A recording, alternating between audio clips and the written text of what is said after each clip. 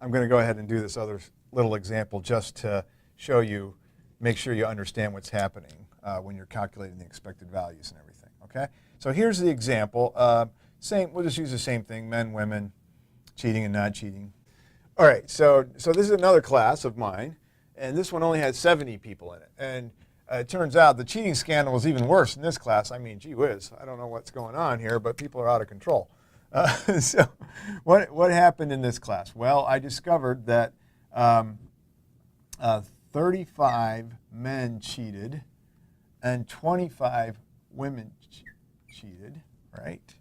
And then only 5 men didn't cheat and only 5 women didn't cheat, okay? So that's what I found in the data. So now, in order to calculate my expected values, the first thing I knew is to construct those marginals, like I mentioned before, and all I do is add up. Total number of cheaters in the class, 60, right? Total number who didn't cheat, 10.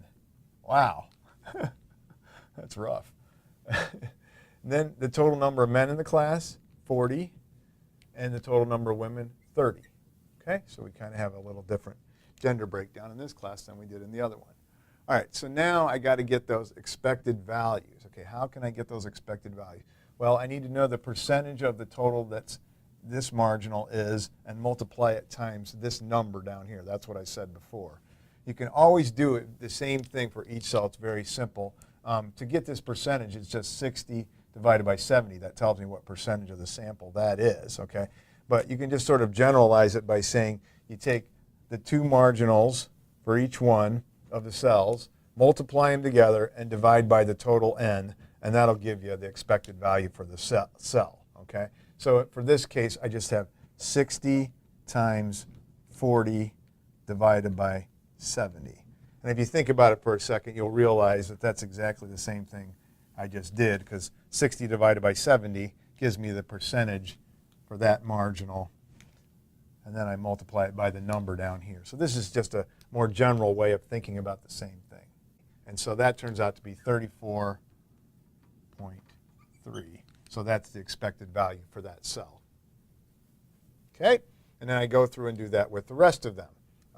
60 times 30 divided by 70. 60 times 30 divided by 70 gives me 25.7 is the expected value for that cell. Then 10 times 40 divided by 5 gives me 5.7. So that's the expected value for that cell. And then finally, 10 times 30 divided by 5 gives me the expected value for that cell, which is 4.3. Ta-da! All right. So now all I got to do is find out the difference between the expected and the observed. Okay, the observed and the expected. So here's my observed, here's my expected, and here's the difference down here. And this one's 0.7. 5 minus 4.3. Simple enough.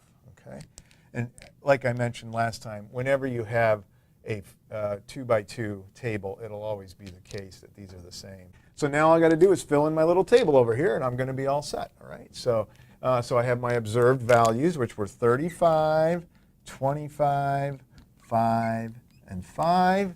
And then my expected values, 34.3, 25.7, 5.7, and 4.3. Okay. Observed minus expected. I already did all that, so I'm just transferring things from my table, really, at this point. And now I just need to square that. And again, they're all going to be the same because it's a 2x2 table. And then I got to divide them by their expected value. So this is where we're going to get some differences. So 0.49 divided by 34.3, and that happens to equal 0.01. And this is 0.49 divided by 25.7 from over here, and that equals 0.02.